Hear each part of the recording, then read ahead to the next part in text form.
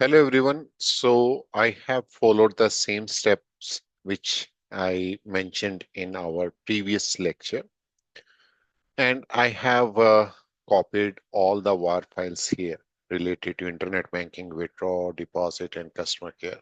Now, if I go over here and if I say withdraw/withdraw, because withdraw is the function which is getting called, so it returns the string withdraw service is called. Same way, if I go to internet banking, and you can see internet banking services getting called. Deposit, I have already shown you, and same way for the customer care. So one change you need to do now in your source code, which is in the banking application. So you need to go to the banking application, and so this is fine because we are using colon 8080. And you just need to replace, like this is the customer care microservice call.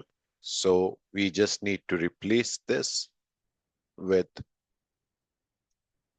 the customer care actual page, because now I'm not running the embedded Tomcat server.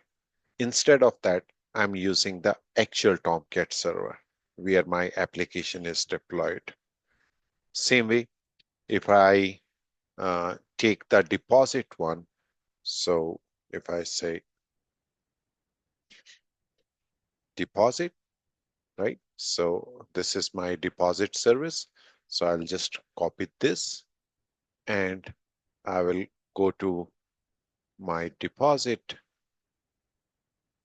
URL and I will replace with this.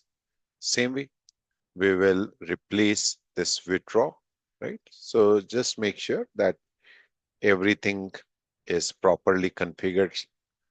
There is no error uh, while you're copying pasting, right? Otherwise, these microservices will not get called, right?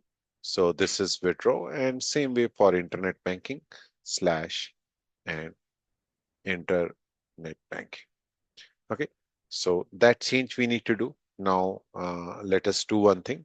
Let us run this one more time, this banking application, to make sure that it is calling these microservices. So if I click on go live, so it has opened this page. So internet banking is called, withdraw service is called, deposit is called, customer care is called, right? So that's it for this lecture. In next lecture, we will start talking about how to version control this